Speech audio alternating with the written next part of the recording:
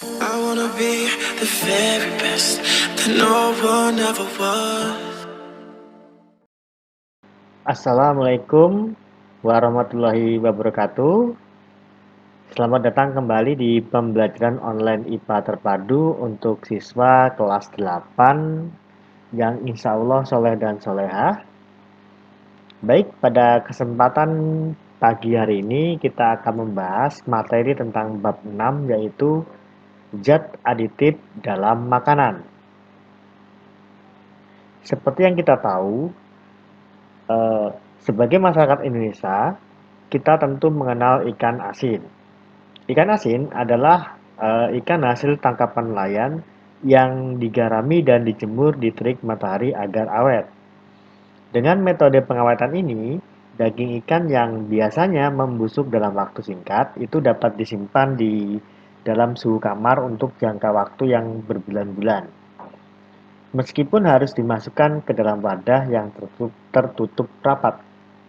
Selain itu, daging ikan yang diasinkan nantinya akan terhindar dari kerusakan fisik akibat yang pertama infeksi serangga, kemudian ulat, dan beberapa jasad renik perusak lainnya. Nah, mau tahu bagaimana cara pengawetan bahan makanan dan bahan-bahan apa saja yang ditambahkan di dalam makanan? Simak penjelasan berikut ini. Yang akan kita bahas adalah pewarna, kemudian pemanis, pengawet, penyedap, dan antioksidan. Untuk mendapatkan makanan yang dapat memenuhi keperluan khusus, pengolahan makanan perlu ditambahkan zat yang dapat memenuhi keperluan yang diinginkan. Zat yang ditambahkan itu disebut aditif makanan. Penambahan aditif makanan bertujuan untuk memperoleh nilai lebih pada makanan yang diolah. Misalnya, aditif makanan berfungsi sebagai pewarna, pemanis, pengawet, penyedap rasa, dan antioksidan. Penggolongan bahan kimia dalam makanan. Yang pertama adalah bahan pewarna. Pewarna yang ditambahkan ke dalam makanan tujuannya adalah untuk meningkatkan daya tarik konsumen. Berdasarkan asalnya, pewarna makanan dibedakan menjadi tiga, yaitu pewarna alami, pewarna yang identik dengan pewarna alami, dan pewarna sintetik. Contoh makanan yang menggunakan bahan pewarna adalah seperti tampak pada gambar ya, warnanya bervariasi. Pewarna alami adalah pewarna yang diperoleh dari bahan-bahan alami. Contohnya adalah eh, daun suji untuk membuat warna hijau. Penggunaan zat warna alami lebih aman jika dibandingkan dengan zat warna sintetik.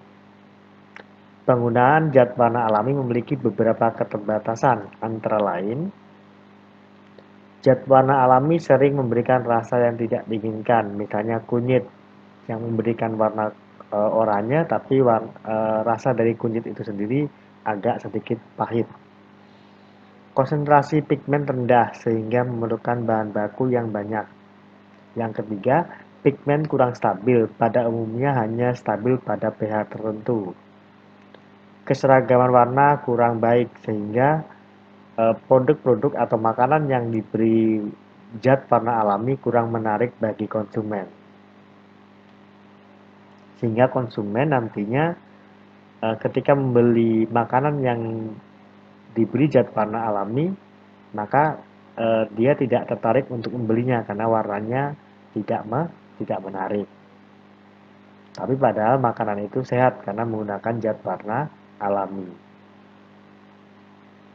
Kemudian, pewarna identik yaitu pigmen yang dibuat secara sintetik tetapi struktur kimianya sama dengan pewarna alami, misalnya beta-karoten dan xanthoxantin. Jadi pewarna identik ini pigmennya dibuat secara sintetik tetapi struktur kimianya sama dengan pewarna alami. Ya, sama dengan pewarna alami. Lebih aman juga tapi dia agak sedikit lebih mahal ya. Yang ketiga adalah pewarna sintetik memiliki keunggulan dibandingkan dengan pewarna alami, antara lain Warnanya seragam, tajam, dan diperlukan dalam jumlah sedikit. Tetapi kalau digunakan dalam kadar yang berlebihan bisa cukup berbahaya bagi tubuh. Nama zat pewarnanya adalah yang pertama eritrosin untuk memberikan warna merah, Sunset Yellow FCV untuk warna oranye, Tartazine Quinelin Yellow untuk warna kuning, Fast Green CFC untuk warna hijau, sedangkan Brilliant Blue untuk warna biru. Nah, berikut adalah produk-produk yang menggunakan pewarna sintetik. Ada kue lapis legit yang warnanya mencolok. Kemudian ada minuman Blue Ocean ya, warnanya juga mencolok dan menarik. Kemudian pewarna sintetik ini atau pewarna buatan ini dipakai juga di produk tomat atau saus tomat ya. Kemudian di minuman juga, minuman sirup dipakai juga di situ. Tentunya dengan kadar yang aman bagi tubuh atau kadar yang aman dikonsumsi oleh tubuh. Selanjutnya yang kedua adalah bahan pemanis. Bahan pemanis ditambahkan ke dalam makanan supaya rasanya manis. Bahan pemanis buatan terutama digunakan oleh penderita kencing manis atau diabetes mellitus. Bahan pemanis buatan memberikan rasa manis seperti gula tetapi rendah kalori. Contoh pemanis buatan adalah aspartam, siklamat, dan sakarin. Aspartam ini banyak digunakan untuk pemanis pada minuman ringan, seperti pada merek-merek minuman ringan yang biasa dijual di supermarket dan juga minimarket dan juga toko-toko kecil ya. Di situ pokoknya semua hampir rata-rata minuman ringan itu menggunakan aspartam sebagai pemanisnya. Nah, berikut adalah nama bahan pemanis dan juga tingkat kemanisannya. Sukrosa atau gula tebu yang biasa kita kenal yang digunakan oleh ibu-ibu rumah tangga itu tingkat kemanisannya 100, laktosa atau gula susu adalah 16, glukosa atau gula yang ada di dalam darah adalah 74, fruktosa atau olahan lain dari gula tebu itu 173, sakarin 50.000, aspartam 16.000, asesulfameka 20.000. Jadi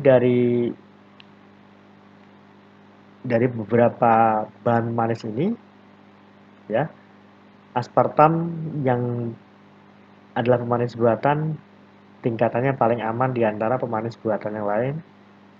Di antara sakarin, aspartam, dan asesulfame, aspartam tingkatannya lebih rendah daripada sakarin dan asesulfame. Makanya aspartam digunakan sebagai pemanis buatan pemanis pada minuman ringan ya. Selanjutnya adalah bahan pengawet. Bahan pengawet ditambahkan ke dalam makanan supaya tidak cepat rusak. Jadi hampir sebagian besar produk-produk makanan yang dijual atau beredar di pasaran saat ini hampir semuanya menggunakan bahan pengawet yang menyebabkan makanan itu tidak cepat rusak. Tentunya dengan batas waktu tertentu ya. Makanya di dalam makanan itu ada label kapan dia diproduksi dan kapan batas bisa dikonsumsi. Contoh bahan pengawet adalah gula dan garam. Ini pengawet alami ya. Gula banyak digunakan untuk mengawetkan makanan olahan dan buah-buahan, misalnya dodol, selai, sirup, sari buah, dan manisan.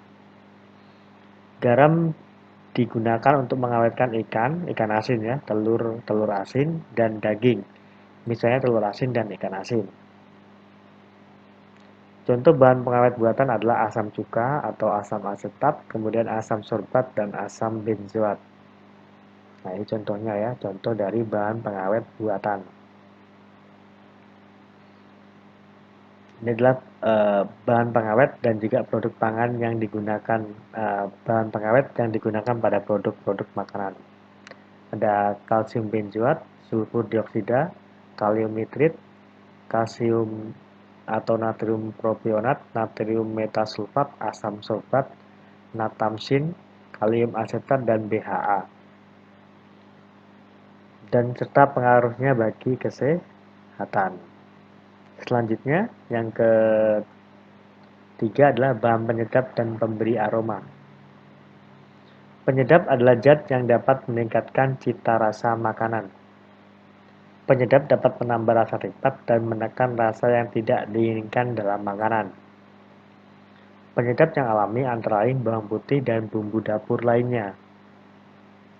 Penyedap sintetik yang terkenal adalah kecin atau MSG, yaitu monosodium glutamat, yang biasa orang mengenalnya sebagai micin. Ya.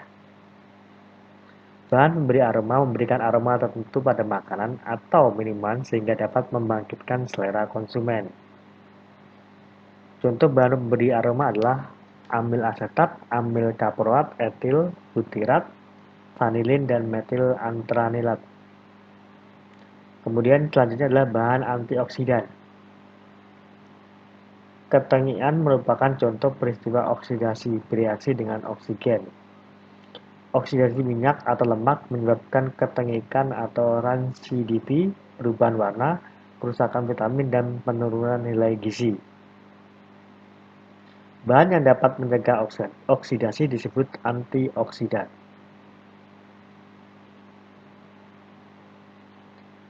Rambu-rambu atau aturan penggunaan zat aditif pada makanan, ya, atau zat yang ditambahkan di dalam makanan. Penggunaan aditif dalam pengolahan bahan makanan harus memperhatikan ketentuan cara memakainya. Hal itu dilakukan supaya penggunaannya tidak melebihi dosis sehingga konsumen terlindungi. ADI atau Acceptable Daily Intake atau dosis harian yang disarankan, ya.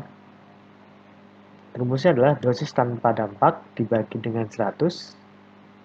Penentuan dari ADI dilakukan dengan menjumlahkan bahan yang aman, tidak menimbulkan gangguan kesehatan, dampak atau resiko keracunan jika dikonsumsi oleh orang. Batas maksimum penggunaan BMB dengan rumus ADI dikali B dibagi 1 dikali dengan 1000 mg per kilogram. Berat badan B adalah berat badan untuk menghitung secara umum. Digunakan berat badan laki-laki dewasa yaitu 60 kg. K sendiri adalah konsumsi dari makanannya.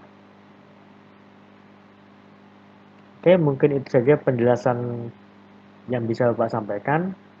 Kurang lebihnya Bapak mohon maaf. Tetap semangat belajar. Selalu jaga kesehatan. Jangan lupa berdoa.